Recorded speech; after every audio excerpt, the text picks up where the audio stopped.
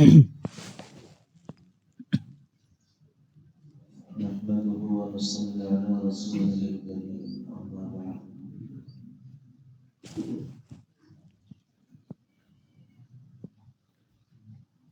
আলোচনা চলছিল আল্লাহকে পাওয়ার পর যে চলতে চায় তার জন্য এই পথ চলার কিছু দিক নির্দেশনা নিয়ে এই যে কিতাব হযরত থানভী রাহমাতুল্লাহ আলাইহি লিখছেন তার ষষ্ঠ হিদায়াত। যখন কেউ কোনো মুরব্বির হাতে বায়াত গ্রহণ করবে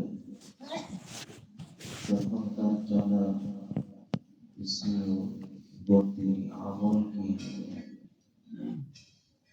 হযরত বলতেছেন পিছনের আলোচনায় এই কথা যখন জেনে নেওয়া হলো যে বায়াত গ্রহণের নিয়ত যেন আমার ঠিক হয়, পিছনের আলোচনা হলো বায়াত কি জন্য হলো, তো এরপরে দীর্ঘ আলোচনা হযরত করছেন।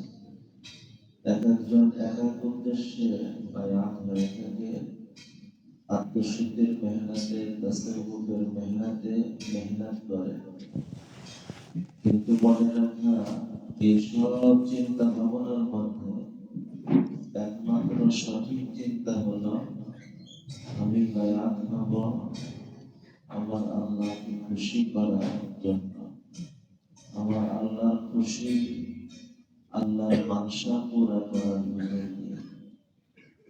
আমার জীবনে কখন আল্লাহর কি মানসা এটাকে বোঝা এবং সেটাকে মানার যোগ্যতা অর্জন করা, সেটাকে সঠিকভাবে বোঝা আর সেই বুঝটাকে সঠিকভাবে গ্রহণ করার যোগ্যতা অর্জন করা, এটাই হইতেছে এই বায়াতের মূল উদ্দেশ্য। এর বাইরে অন্য যত চিন্তা, এইসব চিন্তাগুলি ভুল চিন্তা। হযরত বলেন যখন নিয়ত ঠিক হয়ে গেল এখন কর্তব্য হলো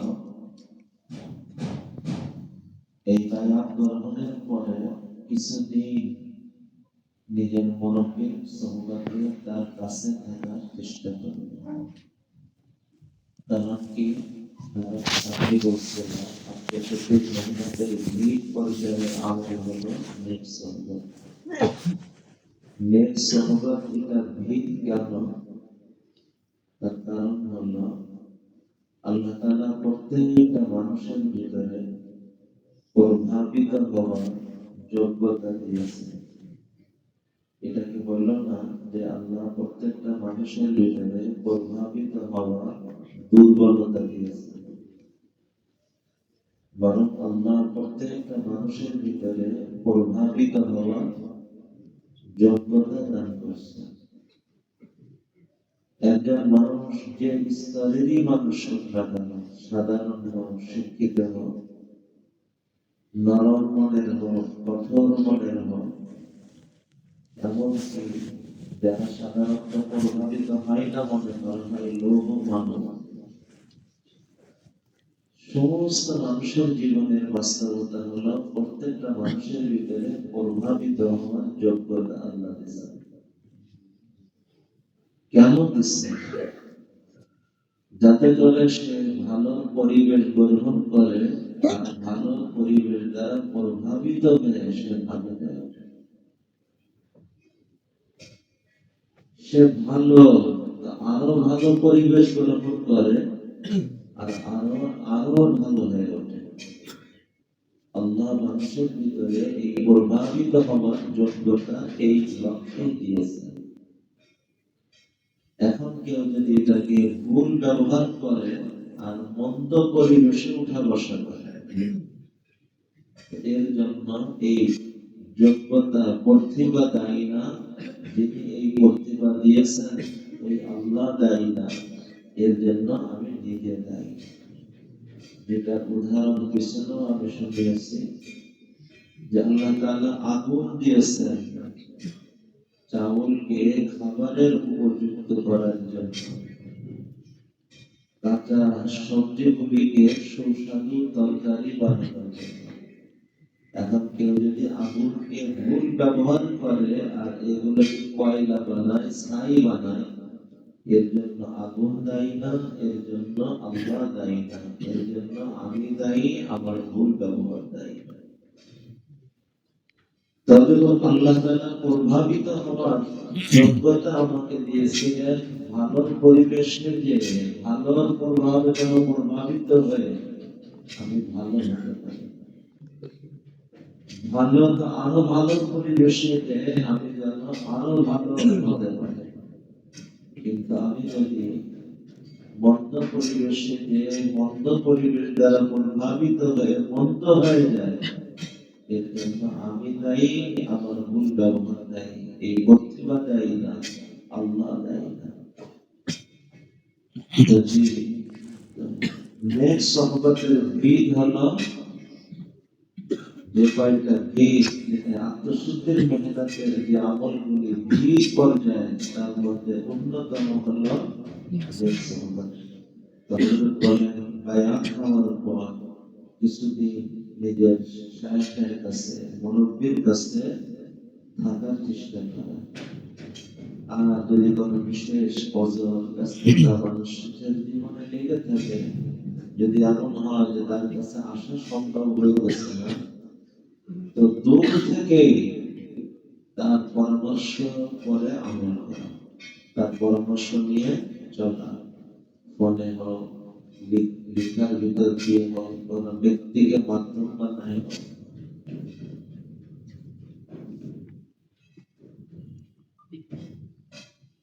এরপর আমাদের বলতেছেন এই মাসে লাইট দিয়ে দেয়, অন্ধকারে কেউ ঘুমাই, আমি তো এই পাশে যখনই মজলিস নাই সবসময় আলো দিয়ে রাখা।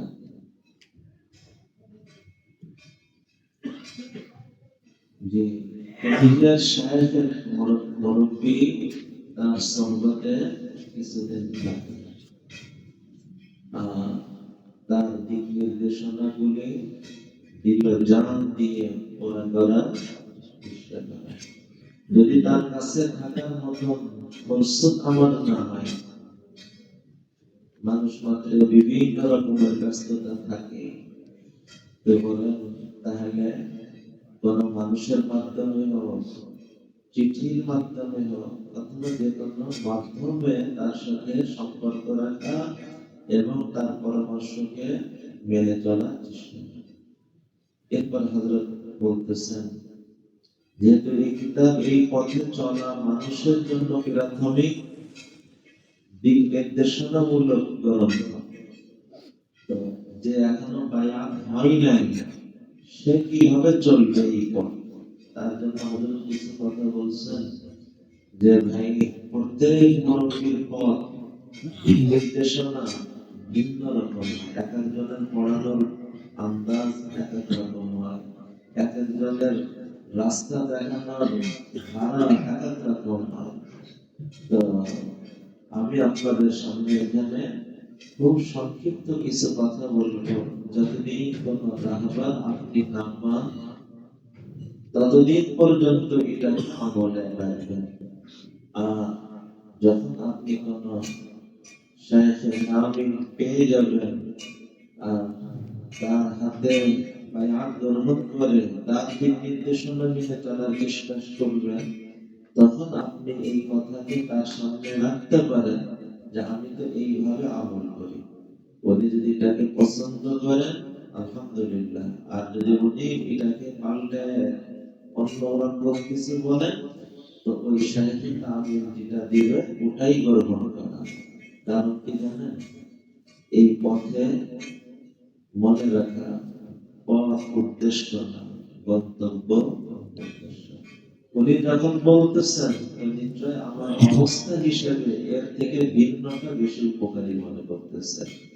আর যেহেতু আমি একটা বিষয় মাত্র বলতেছি, উনি তো আমার সব কিছু জেনে বুঝে আমাকে দিক নির্দেশনা দিবেন, অর্থাৎ তার দিক নির্দেশনা মেনে চলার চেষ্টা করবেন। তবে এখানে যে কথাগুলো বলা হয়েছে, হযরত বলেন এটা আত্মশুদ্ধি মেহনতের নির্যাস বক্তব্য বললেও ভুল হবে না, যেটা এখানে উল্লেখ করা হয়েছে। হযরত বলেন, আমি আল্লাহর রহমতে আশা রাখি যে এই ফর্মুলা মেনে চলবে, আল্লাহ তাআলা তাকে বঞ্চিত রাখবেন না। আল্লাহ তাআলা অবশ্যই তাকে এই গন্তব্যের পথে কবুল করবেন। আল্লাহু আকবার কাবীরা।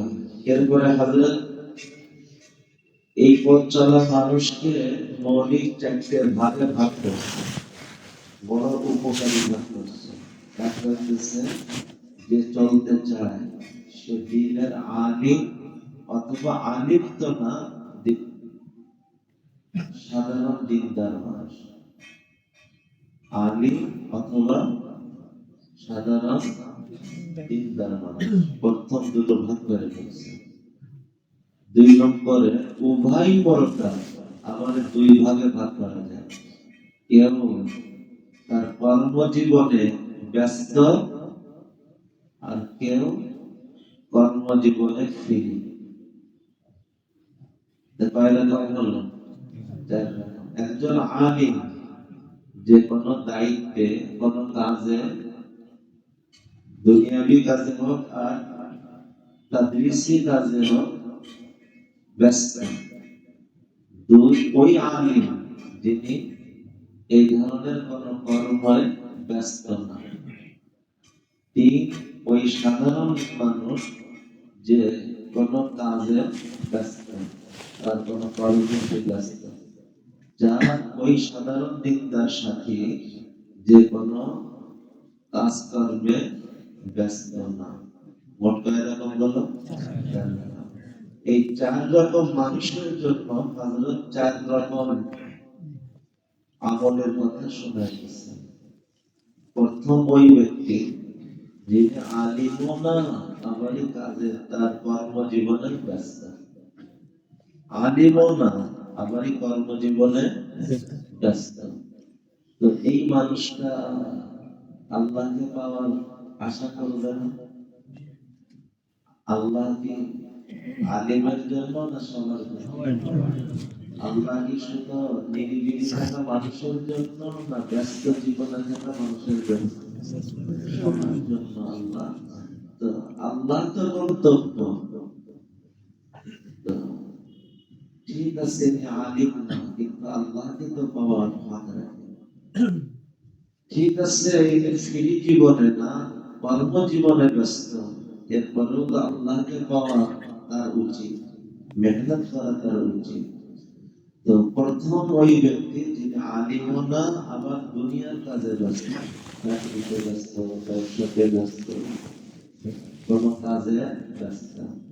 এই মানুষের জন্য সব থেকে সংক্ষিপ্ত ডিসক্রিপশন করবে, সব থেকে সংক্ষিপ্ত ডিসক্রিপশন করবে, যে ডিসক্রিপশন গ্রহণ করে সে তার অন্তর জগৎকেও ঠিক করবে, আর সে আল্লাহকে পাওয়ার পথ অতিক্রম করে আল্লাহকে পাবে। হযরত বলেন, এই মানুষটা সর্বপ্রথম করণীয় হলো তার আকীদা, বিশ্বাসকে যেন ঠিক করে। এটা সবার জন্য। মানে যেগুলো আসবে ধাপ সামনে বাড়বে আর বলবে যে এগুলো থাকবে, সাথে এটা যোগ করবে। তো প্রথম কাজকে আমাদের সুলুকের মেহনতে যে আসবো, আকীদা ঠিক করা। কি জন্য জানেন? আকীদা হলো সমস্ত আমলের বীজ। আকীদা মানে বিশ্বাস। বিশ্বাস যেমন হবে, বিশ্বাসের প্রকাশও তো তেমন হবে। আমল কি? বিশ্বাসের প্রকাশ। যার ভিতরে বিশ্বাস যেমন, তার জীবনে বিশ্বাসের প্রকাশ, আমলের গতিও তেমন। বিশ্বাসে যদি ত্রুটি থাকে বা আমলের কোনো পরিবর্তন থাকে। বিশ্বাসের সব থেকে বড় ত্রুটি হলো আল্লাহকে মানে না।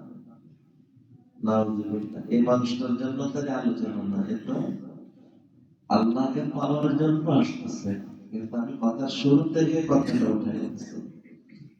যে আল্লাহকে বিশ্বাস করে না, আল্লাহকে এক মানে না, তো যে আল্লাহকে অস্বীকার করে অথবা আল্লাহর সাথে শিরিক করে, কুফর শিরিক, এই মানুষটার জীবনে যত ভালো কাজ হোক না কেন অসম্ভব ভদ্র, অসম্ভব মানুষ উপকারী,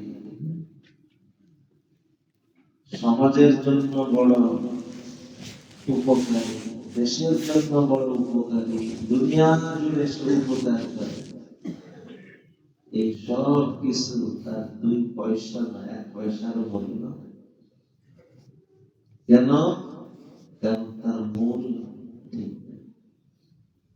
মূল কি? আমার আল্লাহ।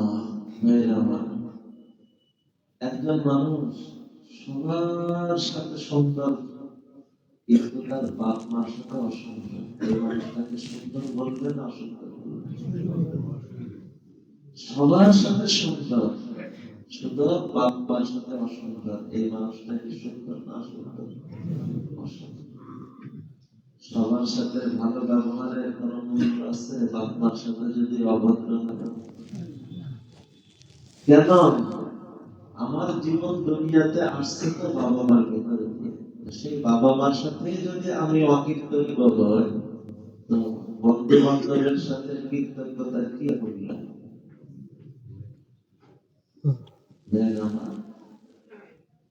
বাবা মা আমার সৃষ্টির শুধু মাধ্যম, স্রষ্টা তো না।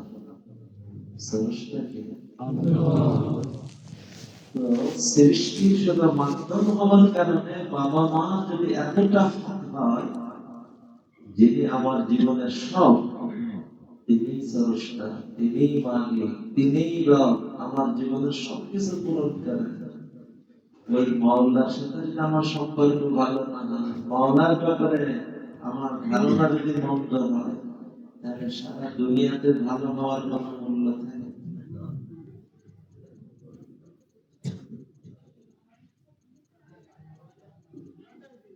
দুনিয়ার দৃষ্টিতে একজন মানুষ দেশের অনেক উপকার করে, কিন্তু দেশের অস্তিত্ব মানে না, বলেন ওই দেশ তাকে মূল্য দিবে? আরে যে দেশে আছো সে দেশকে তুমি মানো না, তুমি যতই ভালো হও না কেন তোমার কোনো মূল্য নাই।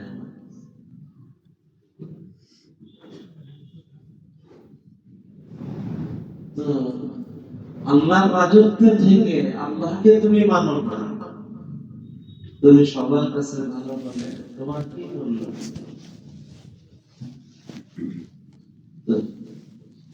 আল্লাহকে শুধু মানা না, আল্লাহর ব্যাপারে যে বিশ্বাস রাখা উচিত সেই বিশ্বাস আমাদের রাখতে হবে।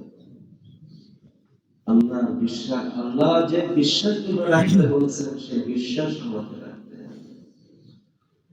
যেহেতু বিষয়টি অনেক লম্বা করার সময় না, কিতাব শেষ করতে হবে, তো হযরত বলেন প্রথম কাজ হইতেছে আকীদাকে, বিশ্বাসকে ঠিক করা। 2 নম্বর জরুরি মাসলা মাসাইল, যেটাকে বলেন ফরজিয়াত দ্বীনের ইলম। তো আকীদাকে ঠিক করা আর ফরজিয়াত দ্বীনকে জানা, এটা হলো সর্বপ্রথম আমল। খুব খেয়াল করেন,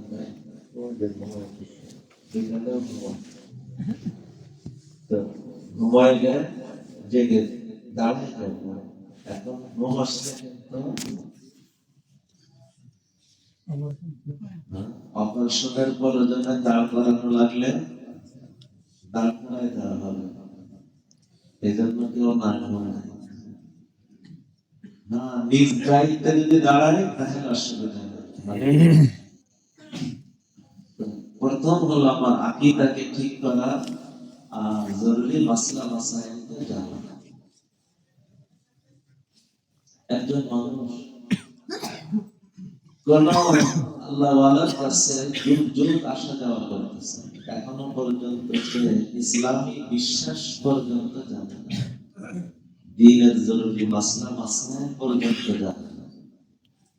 তো ভাই এই যুগ যুগ ধরে আশা দেওয়ার কি মূল্য?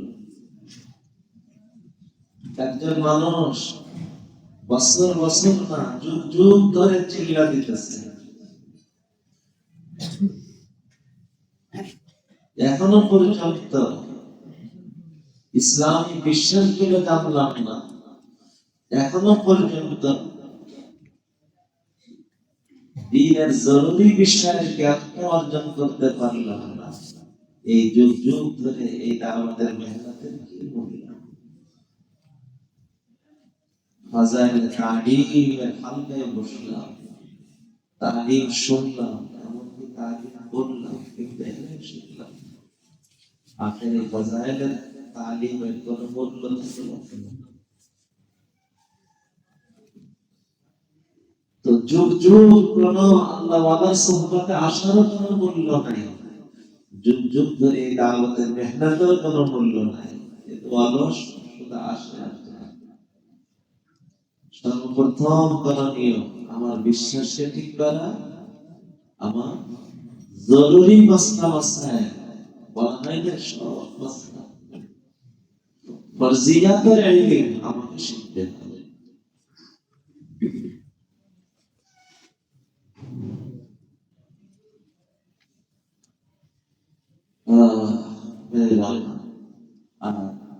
এর জন্য আমি আমাদের সাথীদেরকে এখানে থেকে হযরতের কথার মাঝখানে আমি আমাদের সাথীদেরকে বিশেষভাবে একটা কিতাবের কথা বলি, আহকামে জিন্দেগি, আর মা বোনদের জন্য আহকামে নিসা। এই কিতাব দুটো প্রত্যেকের সঙ্গে আলমারি সাজানোর জন্য না, নিয়মিত পড়ার জন্য। আরেকটা কিতাবের কথা বিশেষভাবে বলছি, আকীদাকে আমার ঠিক আকীদাকে আহকামে জিন্দেগির মধ্যে পাবো ইনশাআল্লাহ। কিন্তু আমার ঠিক বিশ্বাসের পাশাপাশি অনেক নিরান্ত বিশ্বাস আমার ভিতরে থাকতে পারে, কারণ আমি যে সমাজে বসবাস করি ওই সমাজের চারিপাশে নিরান্ত বিশ্বাসের মানুষ আছে। ওই পরিবেশ থেকে অনেক ভুল চিন্তা আমার ভিতরে আসাটা স্বাভাবিক। এই জন্য একই সাথে সঠিক বিশ্বাস যেমন জানবো, বিভ্রান্ত বিশ্বাস গুলো জানবো বাঁচার জন্য, সঠিক বিশ্বাস গুলো জানবো গ্রহণের জন্য, বিভ্রান্ত বিশ্বাস গুলো জানবো বাঁচার জন্য। এই বিষয়ে যদি কেউ প্রস্তুত থাকে, আলোচনা চলতেছে তো একটু ব্যস্ত মানুষের, কিন্তু এই সঙ্গে কথার ভিতর দিয়ে কথাটা সেরে যেতেছে। যদি কারো একটু সুযোগ থাকে এবং পড়াশোনা জানে, চারে জেনারেল লেগে তো ওই মাওলানা হিমায়ত সাহেবের লেখা ইসলামী আকীদা বেদান্ত মতবাদ এই কিতাবটা গ্রহণ করা। হয়তো আপনার অনেক জানা বিষয়ে ভিন্ন কিছু দেখবে, তখন আপনাকে বুঝতে হবে আমার পরিবেশ থেকে বিরান্ত কিছু বিশ্বাস আমার ভিতরে এসে গেছে, এর থেকে আমাকে মুক্ত হওয়ার চেষ্টা করতে হবে। আল্লাহ তাআলা আমাদেরকে বুঝার তৌফিক দান করুন। এরপরে নতুন নতুন আমি ওখানে আহকামে জিন্দেগি পড়লাম, নিয়মিত পড়লাম, কিন্তু আমার সব প্রয়োজনের মাসলাকে ওখানে পাবো, প্রাথমিক পর্যায়ের মাসলাগুলো তো ওখানে পাবো, কিন্তু নতুন নতুন যে বিষয়গুলো আমার প্রয়োজন সামনে আসবে তার সমাধানের জন্য আমি কোনো নির্ভরযোগ্য আলিমকে জিজ্ঞাসা করি। দেখেন, টুপি দেখে জিজ্ঞাসা করার প্রবণতা আমাদের দেশে আছে, হুজুর দেখলেই মাসলা জানার প্রবণতা আমাদের দেশে আছে। টুপি দেখলে হুজুর মনে করে মাসলা জিজ্ঞানোর প্রবণতা, আর বাস্তবেই হুজুর কিন্তু মাসআলা বলার যোগ্য কিনা, স্তরের কিনা, এটা না বুঝে না জেনে শুধু হুজুর জেনেই মাসলা জিজ্ঞানোর প্রবণতা আমাদের দেশে আছে। এই জন্য ভাইরা আমার, টুপি দেখে মাসলা জিজ্ঞাবো না, হুজুর শব্দ জেনে মাসআলা জিজ্ঞাবো না, মাসআলা জিজ্ঞানোর জন্য আমাকে আগে জানতে দুইটা বিষয়ে আমার আস্থা অর্জন করতে হবে। একটা হইতেছে ইনি মাসআলা দেওয়ার যোগ্য কিনা, মাসআলা দেওয়ার স্তরের যোগ্য কিনা। দুই, যে কোনো স্বার্থে নীতির পরে মজবুত থাকার মতো আস্থা বাজন বিষয়টা যদি কোনো স্বার্থের সাথে সম্পৃক্ত হয়। তো যার জ্ঞানের পরে আস্থা, যার সততার উপরে আস্থা, এমন কোন আলিম আপনি গ্রহণ করে তার কাছ থেকে আপনি মাসআলা জানার করবেন আর মানার চেষ্টা করবেন। এইটা ছিল প্রথম, বিশ্বাসকে ঠিক করা, দ্বিতীয় ফরজিয়াত রেখে গ্রহণ। আর এর জন্য প্রাথমিকভাবে আহকামে জিন্দেগি কিতাব উপকারী। আকীদার সাথে বিষয় জানতে চাইলে ইসলামী আকীদা বিরক্ত মতবাদ সংগ্রহ করতে পারি। আর সংক্ষিপ্ত ভাবে দেখতে চাইলে মুফতি মনসুরুল হাসানের কিতাবুল ঈমান উপকারী। এরপর নতুন নতুন মাসআলা আপনার কাছে আসবে, সেগুলো আপনি এই কিতাবে পাবেন না সব। এর সমাধানের জন্য আপনি কোন আলিমকে গ্রহণ করবেন, তার কাছে জিজ্ঞাসা করে চলার চেষ্টা করবেন। উনি জ্ঞানের ব্যাপারে আস্থা ভাজন হবে, সততার পরেও আমার আস্থা ভাজন। এরপরে দ্বিতীয় নম্বর বলেন, এটা তো প্রথম, পাঁচ ওয়াক্ত ফরজ নামাজ এরপরে তো মজবুত হবে। আর নফল নামাজের মধ্যে অনেক নফল পড়তে বলা হবে না। যদি পারো শেষ রাত্রে উঠে একটু তাহাজ্জুদের নামাজ পড়ে নিও। আর যদি কাজে এতটা ব্যস্ত থাকে যে যখন শোয়া হয় শেষ রাত্রে উঠা আর আমার জন্য সম্ভব হবে না, তো ঘুমানোর আগে তাহাজ্জুদের নিয়তে 2-4 রাকাত নফল পড়ে। কত সহজ করতে দেয়। ফরজ নামাজ ঠিক রেখে নফল নামাজে তোমাকে ইশরাক, আওয়াবিন, গাছ ইত্যাদি তোমাকে বলা হচ্ছে না, শুধু একটু শেষরাত্রে নামাজে ওঠার চেষ্টা করবে। কারণ কি জানেন, সুলুকের পথে একটা শব্দ আছে, কোন মানুষ আল্লাহর মানুষ হতে পারে না শেষ রাতের মানুষ না হয়। শেষ রাতের মানুষ না হয়ে আল্লাহর মানুষ হওয়া বড় কঠিন। নবী সাল্লাল্লাহু আলাইহি ওয়াসাল্লাম বলেন, আলাইকুম বিকিয়ামিল লাইল, তোমরা শেষ রাতের মানুষ বাবা। তাহাজ্জুদ তোমাদের পরে অপরিহার্য হিসেবে গ্রহণ করো। কেন? ফাইন্নাহু দাবুস সালিহিন মিন ক্বাবলিকুম, তোমাদের পিছনে সমস্ত নেক বান্দাদের এটা সম্মিলিত অভ্যাস, এটা ক্ষমা পাওয়ার কারণ, আল্লাহ সন্তুষ্টি পাওয়ার মাধ্যম। কোন মানুষ এই জন্য বলছে, কোন মানুষ শেষ রাতের মানুষ সমস্যা আল্লাহর মানুষ তালিবুল ইলম, যার সাধারণত নফল নামাজ পড়তে নিষেধ করা হয়, এই তালিবুল ইলমের জন্য শেষ রাতে ওঠাকে সমস্ত মুরব্বীরা উৎসাহিত করে। তালিবুল ইলম শেষ রাতে ঘুমাইলে তোমার ইলম আল্লাহর কাছ থেকে কবুল করাবে কখন? ইলমের দরওয়াজা খোলাবে কখন? তো শেষ রাতের মানুষ। এরপরে যদি সম্ভব না হয় শেষ রাত্রে ওঠা, তো ঈশার পরে ঘুমানোর আগে তাহাজ্জুদের স্থানে কিছু নফল পড়ে নেওয়া। কয়টা আমল হলো? 2টা। প্রথম আকীদা ফরজিয়াতে ইলম, এরপরে জরুরি তাৎক্ষণিক প্রয়োজনের ইলম, এইগুলোর আলোচনা। এরপরে হলো ফারায়েজের পরে শেষ রাতে তাহাজ্জুদের ইহতিমাম, তাহাজ্জুদের ইহতিমাম, তাহাজ্জুদের ইহতিমাম। শেষ রাতে উঠতে পারা এটা সুস্থতার জন্য সময়, বেরেদের জন্য সময় হোক, দিল আবাদ হওয়ার জন্য সময় হোক, আর মাওলার সম্পর্ক বাড়ার জন্য তো নবীর নিসবত মা আল্লাহর জন্য এটা বড় ভূমিকা পালন করে।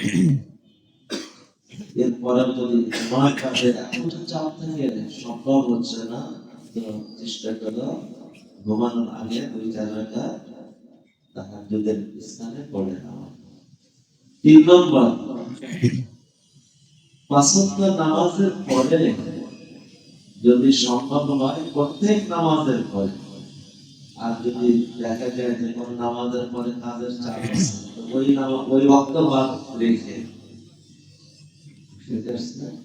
5 ওয়াক্ত নামাজের পরে, আর যদি মনে হয় কোন ওয়াক্তে কাজের খুব চাপ, তো ওই ওয়াক্তটাও বাদ রেখে, অর্থাৎ যে ওয়াক্তের পরে সুযোগ আছে 100 বার সুবহানাল্লাহ, 100 বার আলহামদুলিল্লাহ, 100 বার লা ইলাহা ইল্লাল্লাহ, 100 বার আল্লাহু আকবার বলে। সব ওয়াক্তের নামাজ যে কোনো ওয়াক্তে পারা যায়, সুবহানাল্লাহি ওয়ালহামদুলিল্লাহি ওয়া লা ইলাহা ইল্লাল্লাহ আল্লাহু আকবার, সুবহানাল্লাহ ওয়ালহামদুলিল্লাহ লা ইলাহা ইল্লাল্লাহ আল্লাহু আকবার। খুব সহজ আমল, এত সহজ, শুধু তো নিয়ত করলে কাজের মতো হয়। বহু কাজ আছে যে কাজের ভিতরেও এই আমলগুলো ধরে যাই হোক, তো এই আমলগুলি করা। আর চেতনা সকালে আমরা বলছি, ওই চেতনার সাথে যদি জাগ্রত হতে পারি অনেক বেশি ভালো। সুবহানাল্লাহ মানে আমি আল্লাহর পবিত্রতা বর্ণনা করতেছি, আরে উনি তো সবসময় পবিত্র, আমি বর্ণনা করার সাথে কি সম্পর্ক? আচ্ছা, আমি জানি তিনি সবসময় পবিত্র, আমি বললেও তিনি পবিত্র, না বললেও, কিন্তু আমি বলতেছি তাকে পবিত্র করার জন্য, বললে আল্লাহ আমার যদি পবিত্র করে। কেউ যদি এটা বলতে পারে, এই বলার কারণে আল্লাহ তার জবান পবিত্র করে দেয়, তার দৃষ্টি পবিত্র করে দিবে, তার মনটা পবিত্র করে দিবে, তার জীবনটা পবিত্র করে দিবে। আলহামদুলিল্লাহ, সমস্ত প্রশংসা আল্লাহ, আল্লাহ প্রশংসিত। আরে আমি বললেও কি না বললেও কি, তিনি তো সবসময় প্রশংসিত, কিন্তু আমি যখন বলি আলহামদুলিল্লাহ, আল্লাহ প্রশংসিত, আল্লাহ প্রশংসিত, তো বলার কারণে আল্লাহ আমাকে প্রশংসিত গুণে কবুল করেন, প্রশংসিত মানুষ হওয়াতে কবুল করেন। অর্থাৎ এই আবেগ নিয়ে আমি আলহামদুলিল্লাহ, আলহামদুলিল্লাহ, আলহামদুলিল্লাহ বলব। আল্লাহু আকবার। এরপরে লা ইলাহা ইল্লাল্লাহ, ওই দুই চিন্তা যেটা আলাদা আলাদা ছিল একত্র করে পবিত্র হওয়া, সজ্জিত হওয়া। আল্লাহু আকবার, আল্লাহ মহান, আল্লাহ মহান, মানে এই আগের মেহনতে আল্লাহ কিছুটা পবিত্রতা দান করবে, কিছুটা সজ্জিত অবস্থা দান করবে। খবরদার এই পবিত্রতা, সজ্জিততা যেন তোমাকে অহংকারী না বানায়, তাকে সব পবিত্রতা হারাই যাবে, সব অর্জন নষ্ট হয়ে যাবে। অতএব এই পবিত্রতা আর সজ্জিত অবস্থা, নিরাপত্তা আল্লাহ কিছু না, কিছু তো একমাত্র বড়, একমাত্র আল্লাহ। আল্লাহ আমি ছোট, আল্লাহ বড়, আমি ছোট। দেখেন, আমি যখন বলবো এই ভাবনার সাথে আল্লাহ বড়, আমি ছোট, আল্লাহ বড়, সব ছোট, এই বলার কারণে আল্লাহ আমাকে মহান গুণে কবুল করতেছে। যখন নিজেকে এইভাবে ছোট করতে থাকবো না, তো আল্লাহ আমাকে মহান বানাইতে থাকবে। যে বড় হয়, যে নিজেকে বড় ভাবে, সে ছোট হয়ে যাবে, আর যে নিজেকে ছোট ভাবে আল্লাহ তাকে বড় বানাবে। মনে আছে, অনেকবার শোনায়, আজও শোনায়, প্রতিটা দেওয়ার সময় আমার মনে লাগে বড় আল্লাহ আমিত্ব আর মর্যাদাকে দুই বেরুতে রাখছে। এদিকে দেখা মনে করেন আমিত্ব এই মেরুতে আর মর্যাদা এই মেরুতে, যে আমিত্বকে মেটায়, আমি ছোট, আমি ছোট, আমি ছোট, আল্লাহ তার মর্যাদা কি করেন বোঝেন না। আমিত্বকে মিটাইতে মিটাইতে যখন নিজেকে পাতালে ডোবাই দেয়, আল্লাহ তার মর্যাদা আকাশ ছোঁয়া। পক্ষান্তরে যখন নিজেকে কিছু ভাবে আমি আমি আমি, আল্লাহ তার মর্যাদা নিচে করে দেয়। নিজেকে ভাবতে ভাবতে যখন আকাশ ছোঁয়া ভাবে, আল্লাহ তার মর্যাদা পাতালে ডুবাই দেয়। এটা আমার কথা না, সরাসরি নবীজির কথা, বুখারীর হাদিসে আসছে। মান তাওয়াযা লিল্লাহি রাফা'াহু আল্লাহ وهو في عينه صغير وفي أعين الناس كبير ومن تكبر فهو في عينه كبير وفي أعين الناس صغير حتى له أثر عليه من كلب أو خنزير. আল্লাহু আকবার। এই আমলের উদ্দেশ্য তোমার অন্তরে বসাই না, বড়রা একমাত্র তিনি, সব ছোট আর আমি তো অনেক ছোট, সব থেকে ছোট। আল্লাহু আকবার, আল্লাহু আকবার, আল্লাহু মহান, আল্লাহু মহান, আল্লাহু মহান, আল্লাহু মহান। আমি ছোট, আমি ছোট, আমি তুচ্ছ। আল্লাহ এই অনুভূতির সাথে জাগ্রত দিল দিয়ে উচ্চারিত হওয়া আল্লাহু আকবার, আল্লাহ তো এমনিই মহান, কিন্তু এই বলার কারণে আল্লাহ আমাকে আপনাকে মহান বলতে কবুল করতে এক সময় মহান মানুষ বানাই দিয়েছে। এরপরে হযরত বলেন দৈনিক ঘুমানোর সময় যদি পারা যায় 100 বার ইস্তেগফার, তওবা, আস্তাগফিরুল্লাহ রাব্বি মিন কুল্লি যানবিন ওয়া আতুবু ইলাইহি, আস্তাগফিরুল্লাহ রাব্বি মিন কুল্লি যানবিন ওয়া আতুবু ইলাইহি। ইস্তেগফারের অনেক শব্দ হাদিসে আসছে।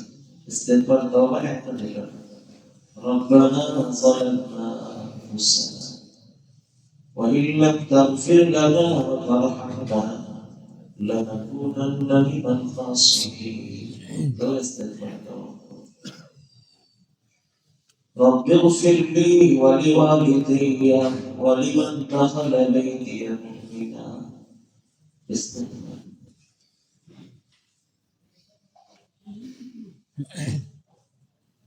ربنا إننا سمعنا مناديا ينادي للإيمان أن آمنوا بربكم فآمنا ربنا فاغفر لنا ذنوبنا ربنا فاغفر لنا ذنوبنا وكفر عنا سيئاتنا وكفر عنا سيئاتنا.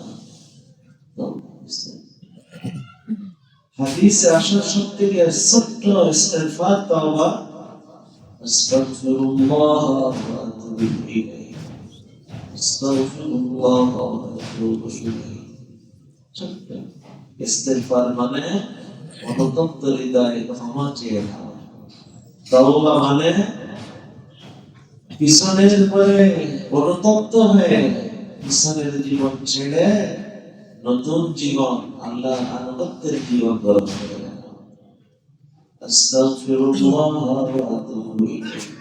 এমন যেন না জবান উচ্চারণ হইতেছে কিন্তু চেতনা থেকে দিলটা একদম শূন্য। অনেক সময় এমন হয় তাসবিহে আস্তাগফিরুল্লাহ আস্তাগফিরুল্লাহ বলে আর তখনও কোনো গুনার ভাবনা তার নেই।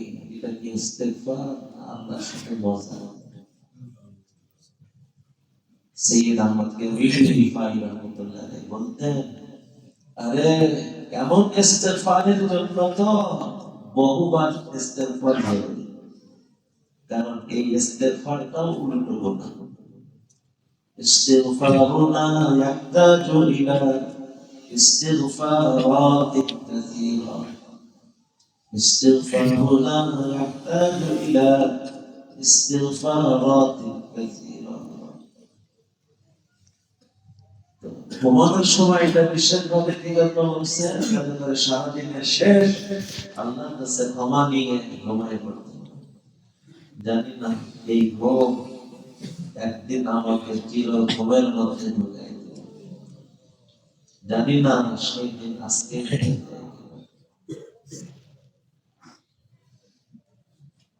জি। এরপরে খুব সত্য মাদের বলেন দৈনিক স্বল্প পরিমাণে হলেও কোরআন তেলাওয়াত করো, আর যতটুকু সময় পেলে হযরতের শব্দ উঠতে বসতে চলতে ফিরতে দুরূদের আমল করো।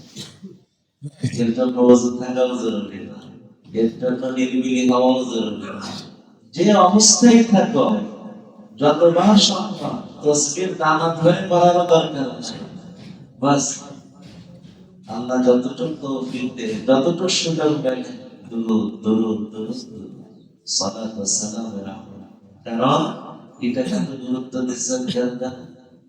আসলে আমাদের জীবন আল্লাহর দয়া আর রহমত ছাড়া কি এক পাও সামনে বাড়বে? আল্লাহর দয়া আর রহমত পাওয়ার যতগুলি আমল তার মধ্যে অন্যতম এক আমল হলো এই দুরূদের আমল। বান্দা একবার দুরূদ পড়ে তো আল্লাহ তাআলা তারপর 10 বার হাদিসে আসছে যখন নবী দুরূদের কথা শোনাইতেছেন, একজন সাহাবী বলছেন, ইয়া রাসূলুল্লাহ, আমি যদি আমার আলফাজ বিল মুআজ্জালাত দেই মাজমুন কম বেশি এমন হতে পারে। ইয়া রাসূলুল্লাহ, আমি আমার সময়ে মনে করেন 10 ভাগের 1 ভাগ সময় যদি দুরূদের ব্যবহার করি কেমন হবে? নবীজি বললেন, ভালো, বাড়াইতে পারলে আরো ভালো। তখন এবার সামনে বসে, ইয়া রাসূলুল্লাহ, আমার সময়ের 3 ভাগের 1 ভাগ, মানে আমার আমলের যে সময় 3 ভাগের 1 ভাগ যদি দুরূদের জন্য রাখি তাহলে সেটা ভালো হবে, বাড়াইতে পারলে আরো ভালো। তখন ইয়া রাসূলুল্লাহ, তাহলে অর্ধেক সময় যদি আমি দুরূদ পড়ি সেটা আরো ভালো, কিন্তু আরো বাড়তে পারলে আরো ভালো।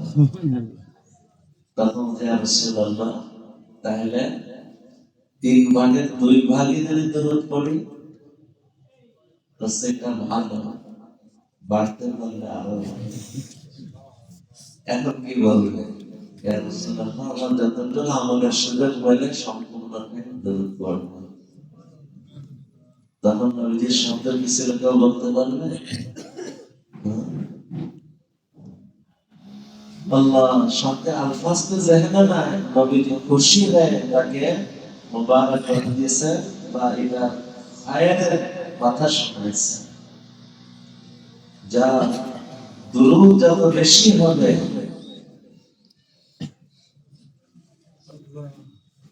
আল্লাহর রহমত তার জীবনে তত বেশি। দুরূদ যত বেশি হবে নবীর সম্পর্ক তত বেশি হবে। যার দুরূদ যত বেশি হবে আখিরাতে সে নবীর তত কাছে হবে। এই জন্য দুরূদের ইহতিমাম ইনশাআল্লাহ। এই প্রসঙ্গের কথা যারা আমরা ব্যস্ত মানুষ, কত সঙ্গের কথা।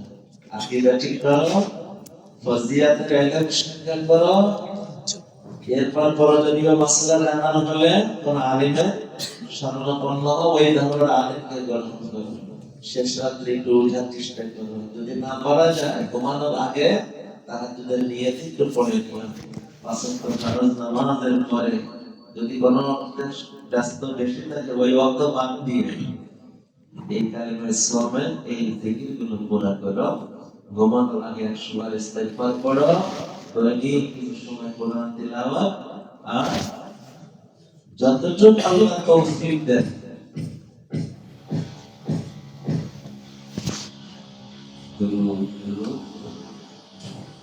সাধারণ মানুষ পড়াশোনা না, এর জন্য আল্লাহ তাআলা আমাদের সবাইকে এই যতটুকু পড়া হলো এটা না মনে করে হুজুর আমরা যারা একটু পড়াশোনা জানি তাদের জন্য এত সময় নষ্ট হয় কেন? যারা চিন্তা করছে আমরা তো আলিম, আমাদের সময় কাজ করাইলেন না, এই যে কথাগুলো বলা হলো এটা হচ্ছে সবার জন্য কমানো। অতএব যিনি অবসরে তিনিই আমল করবে, বাড়তে আরো কিছু করবে। যিনি আলিম তিনিও এটা করবে, বাড়তে আরো কিছু করবে। আল্লাহ তাআলা আমাদেরকে কবুল করুন। এখন সময় এখন কত 20 মিনিট সময় আছে। এই সময় নষ্ট না করে সময় কাজে লাগা, মনে রাখা সময় কেটে না যায়, মানে কাজে লাগানো না। সময় কাটার জিনিস, সময় কেটে যাওয়ার জিনিস না, সময় কাটানোর জিনিস না, সময় কাজে লাগানোর জিনিস। বিশেষ করে রেখে যাবে এই সময়। আল্লাহ তাআলা আমাদেরকে খুব কবুল করে।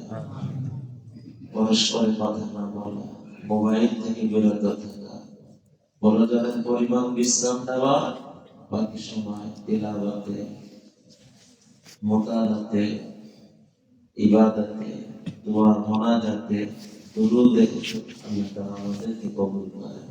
সুবহানাল্লাহি ওয়া বিহামদিহি, সুবহানাল্লাহি ওয়া বিহামদিহি। আচ্ছা, একটা জরুরি এলাকা, এখানে এই যে পাত্রটা আছে ওখানে ওযু করার জন্য না, কয়েকবার দেখলাম স্বামীরা এখানে ওযু করতেছে। ওযু আমরা এখানে করবো, এটা শুধু পানি খাওয়ার জন্য আর হাত ধোয়ার জন্য। এখানে পরিবেশ নোংরা হয়ে যাবে, এদিকে থাকবে। কোনো জরুরি এলাকা আছে? আল্লাহ তাআলা